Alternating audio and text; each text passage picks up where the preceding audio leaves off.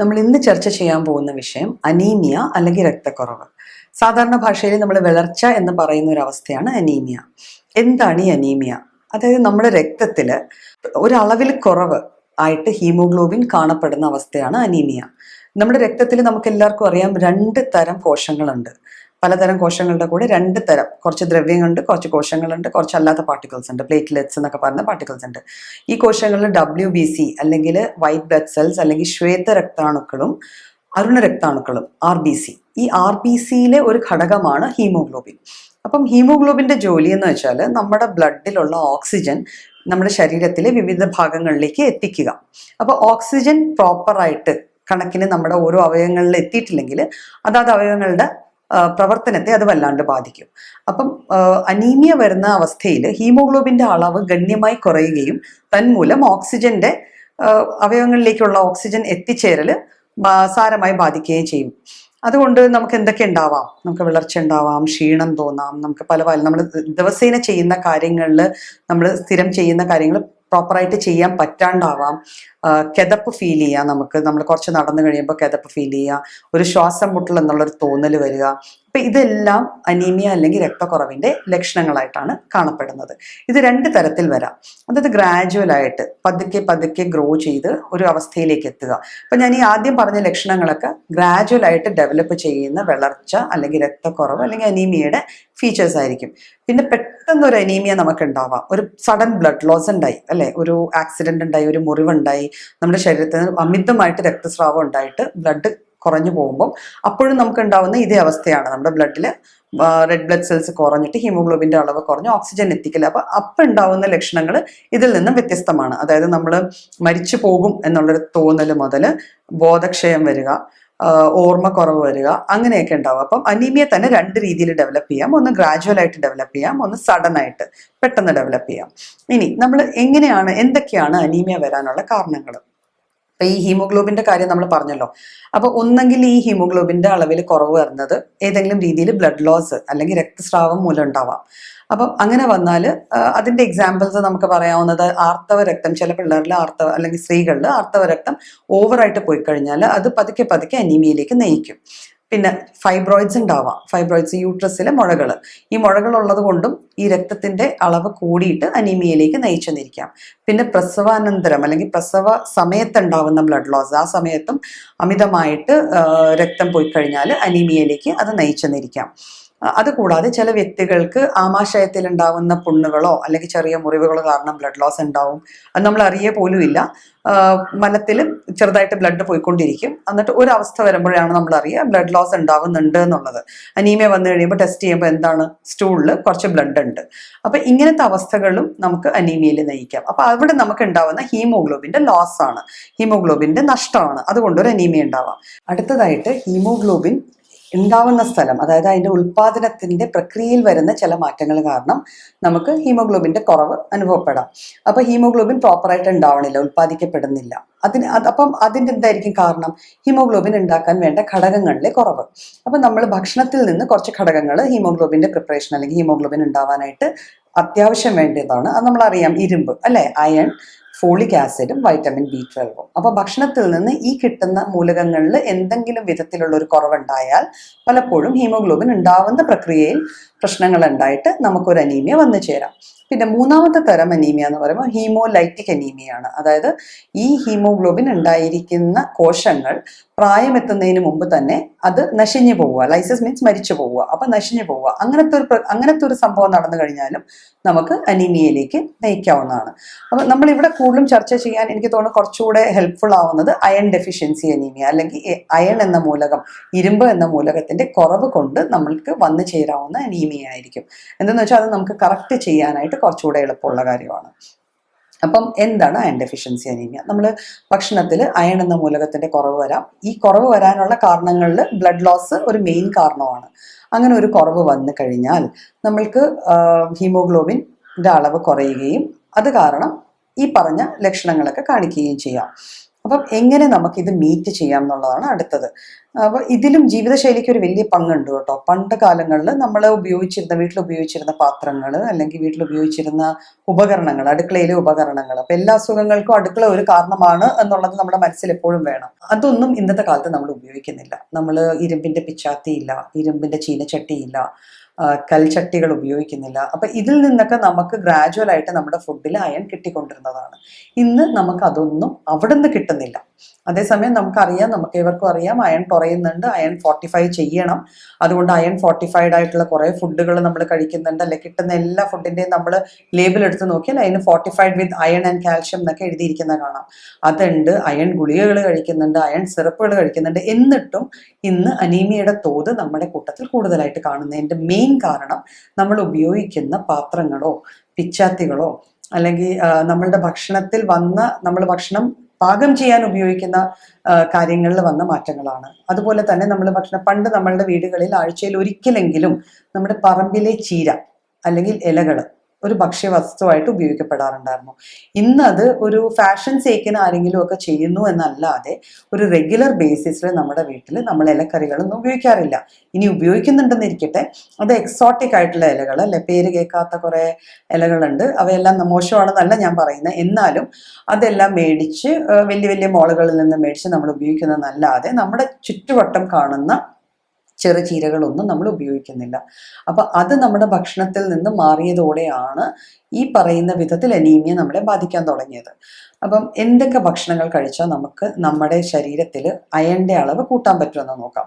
അപ്പം അയണിൻ്റെ അളവ് നമുക്കറിയാം, അയൺ ഏറ്റവും കൂടുതൽ നമുക്ക് കിട്ടുന്നത് മാംസാഹാരത്തിൽ നിന്നാണ്. മാംസാഹാരം റെഗുലറായിട്ട് ഇപ്പം നമ്മൾ എല്ലാ ദിവസവും കഴിക്കുന്നതല്ല, എന്നാലും റെഗുലറായിട്ട് നമ്മുടെ ഭക്ഷണത്തിൽ ചേർത്ത് കഴിഞ്ഞാൽ അതിൽ നിന്ന് നമുക്ക് അയൺ നന്നായി കിട്ടും. പിന്നെ പച്ചക്കറികളിൽ നിന്ന് കിട്ടുന്ന അയൺ എന്ന് പറയുമ്പോൾ കൂടുതലും ഇലക്കറികളിൽ നിന്നാണ് കിട്ടുന്നത്. ഈ ഇലക്കറികളിലെ അയൺ നമ്മളുടെ ശരീരം ആഗിരണം ചെയ്യണമെങ്കിൽ അതിൻ്റെ കൂടെ ചെല്ലുന്ന കുറച്ച് ഏജൻസും കൂടെ വേണം. അതിനാണ് നമുക്കൊരു സിമ്പിൾ ആയിട്ടൊരു എക്സാമ്പിൾ പറയാം. ഡെക്സ് ഓറഞ്ച് നിങ്ങൾ എല്ലാവരും കേട്ട് കാണും, അല്ലെ? ഒരു അയൺ സപ്ലിമെന്റ് ചെയ്യുന്ന ഒരു മരുന്നാണ്. അതിൽ ആ ഓറഞ്ച് എന്നുള്ളൊരു വാക്ക് ശ്രദ്ധിച്ചോ? അയൺ അബ്സോർബ് ചെയ്യണമെങ്കിൽ നമുക്ക് സിട്രസ് ആയിട്ടുള്ള എന്തെങ്കിലും, എസ്കോർബിക് ആസിഡ്, അതായത് വൈറ്റമിൻ സി ചേർന്ന ഏതെങ്കിലും ഒരു സാധനം കൂടെ ഉണ്ടെങ്കിൽ അയൺ കുറച്ചുകൂടെ എളുപ്പത്തിൽ ആഗിരണം ചെയ്യപ്പെടും. അതുകൊണ്ടാണ് നമ്മുടെ ചില കറികൾ, ചില ഇലക്കറികളിൽ നമ്മൾ ശ്രദ്ധിച്ചു കാണും, ഒന്നെങ്കിൽ പുളിവെള്ളം, അല്ലെങ്കിൽ തക്കാളി, അല്ലെങ്കിൽ നാരങ്ങ നീര് ഒഴിക്കൽ പണ്ട് പതിവായിരുന്നു. എന്തുകൊണ്ട് ഒഴിച്ചിരുന്നു എന്ന് നമുക്കും ചിലപ്പോൾ അറിയില്ല, പക്ഷെ ആ ഒരു പതിവുണ്ടായിരുന്നു.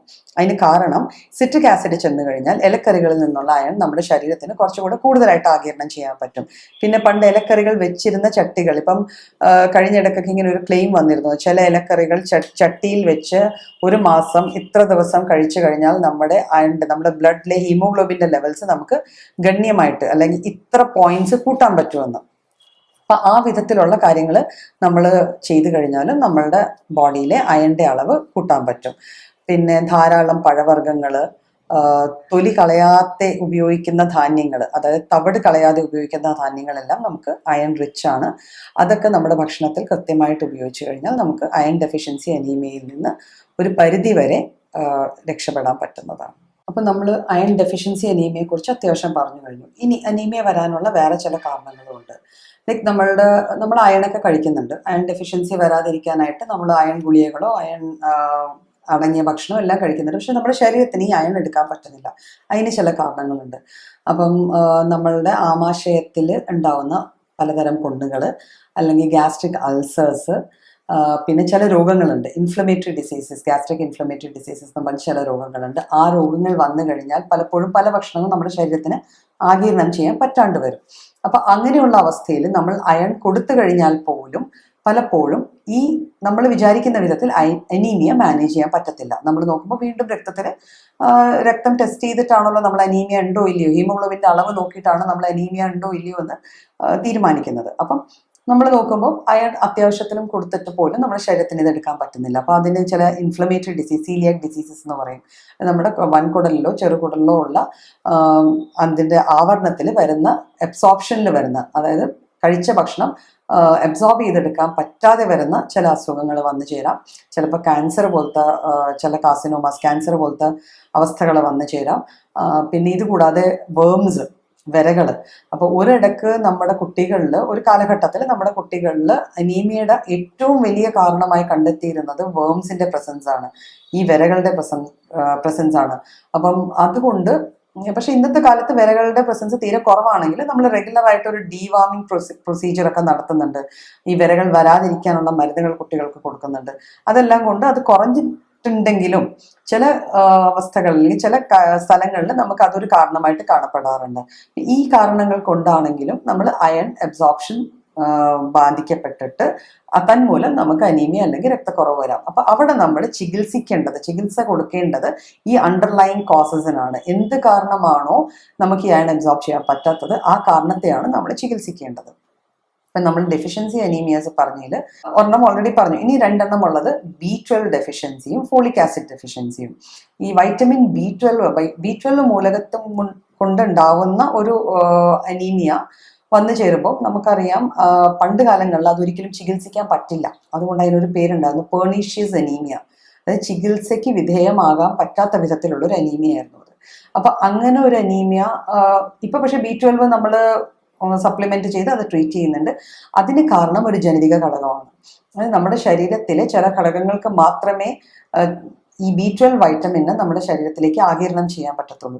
ഇപ്പൊ ഹീമോഗ്ലോബിൻ അല്ലെങ്കിൽ നമ്മുടെ ഈ റെഡ് ബ്ലഡ് സെൽസിൽ ഹീമോഗ്ലോബിൻ ഉണ്ടായി, റെഡ് ബ്ലഡ് സെൽസ് അല്ലെങ്കിൽ അരുണ രക്താണുക്കൾ ഉണ്ടായി കഴിയുമ്പോഴത്തേക്കും ഇവ പക്വമാവണമല്ലോ. ഇതുണ്ടായി, അത് കഴിഞ്ഞ് ഇത് മെച്ചോർ ആവണം. അപ്പൊ ഈ മെച്ചോറിറ്റിയെ ബാധിക്കുന്ന ഒരു ഘടകമാണ് B12. അപ്പൊ B12 ഡെഫിഷ്യൻസി വന്നു കഴിഞ്ഞാൽ സംഭവം എന്ന് വെച്ചാൽ ബ്ലഡ് സെൽസ് എല്ലാം ഉണ്ടാവും, പക്ഷെ ഇതിന് മെച്ചോറിറ്റി എത്തില്ല, അത് പൂർണ്ണ വളർച്ചയിലെത്തില്ല. വളർച്ചയിലെത്താത്തത് കൊണ്ട് തന്നെ അത് പെട്ടെന്ന് നശിച്ചു പോവുകയും ചെയ്യും. അപ്പം അതുകൊണ്ട് വരുന്ന ഒരു അനീമിയാണ് പെർണീഷ്യസ് അനീമിയ എന്ന് പറയപ്പെടുന്നത്. അതിന് നമ്മൾ കുറച്ചുകൂടി ഡീറ്റെയിൽഡ് ആയിട്ട് കേസ് എടുത്തിട്ട് അത് ചികിത്സിക്കേണ്ടിയിരിക്കുന്നു. പിന്നെ ഫോളിക് ആസിഡിന്റെ കുറവ് കൊണ്ടുണ്ടാവുന്നത്. ഫോളിക് ആസിഡ് അതിന്റെ പേര് പറയുന്നത് പോലെ, ഫോളിയം എന്ന് വെച്ചാൽ ലീവ്സ് ആണ്. ഞാൻ നേരത്തെ പറഞ്ഞ പോലെ അയണിന്റെ കൂടെ കിട്ടുന്ന, ഇലകളിൽ നിന്ന് കിട്ടുന്ന വൈറ്റമിൻ ആണ് ഫോളിക് ആസിഡ്.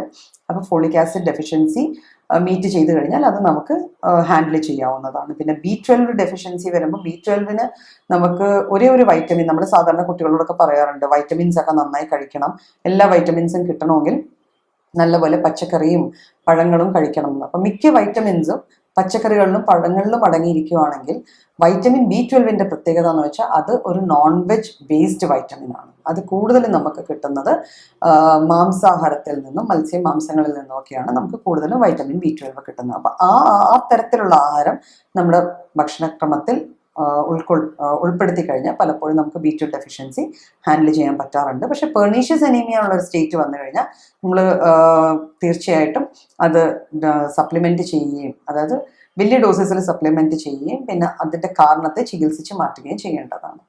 പിന്നെ നമ്മൾ കഴിക്കണം എന്ന് പറയുമ്പം പല ഭക്ഷണങ്ങളും പലരും കഴിക്കാറുണ്ട്. പലരും പറയാറുണ്ട് ഞാൻ പാല് കുടിക്കുന്നുണ്ട്, അല്ലെങ്കിൽ ഞാൻ ചായ കുടിക്കുന്നുണ്ട്, എന്നിട്ട് നമുക്ക് എന്തുകൊണ്ട് ഈ ഡെഫിഷ്യൻസീസ് ഒക്കെ വരുന്നു. അപ്പോൾ ചില ചീലേറ്റിംഗ് ഏജൻസ് എന്ന് പറയും. ചില ഭക്ഷണത്തിൻ്റെ കൂടെ ചിലത് കൂടിക്കഴിഞ്ഞാൽ അതിലെ നന്മകളെ നമ്മുടെ ശരീരത്തിന് എടുക്കാൻ പറ്റില്ല. ഇപ്പം നമ്മൾ ഈ പറഞ്ഞ അയണിൻ്റെ അബ്സോർപ്ഷനെ ബാധിക്കുന്ന സാധനങ്ങളാണ് ടീ, കോഫി, ഇതൊക്കെ. കാൽഷ്യത്തിൻ്റെ കൂടെ കഴിച്ചു കഴിഞ്ഞാൽ പലപ്പോഴും നമ്മുടെ അയൺ നമ്മുടെ ബോഡി എടുത്തുനിന്നിരിക്കില്ല. അതുകൊണ്ടാണ് ഞാൻ പറഞ്ഞത് സിട്രസ് ഫ്രൂട്ട്സ്, ഞാൻ നേരത്തെ ഓൾറെഡി പറഞ്ഞു, അയൺ നമുക്ക് അബ്സോർബ് ചെയ്യണമെങ്കിൽ നമ്മളെ ഹെൽപ്പ് ചെയ്യുന്നത് സിട്രസ് ഫ്രൂട്ട്സ് ആണ്. അപ്പോൾ സിട്രസ് ഫ്രൂട്ട്സിൻ്റെ പ്രസൻസിൽ അയൺ കുറച്ചുകൂടെ നന്നായിട്ട് അബ്സോർബ്. അപ്പോൾ ഈ ചീലേറ്റിംഗ് ഏജൻസ് മാറ്റി നിർത്തി കഴിഞ്ഞാലേ നമുക്ക് അയൺ ഡെഫിഷ്യൻസി അല്ലെങ്കിൽ folic acid deficiency plus B12 deficiency അനീമിയാസിനെയൊക്കെ മീറ്റ് ചെയ്യാൻ പറ്റുള്ളൂ.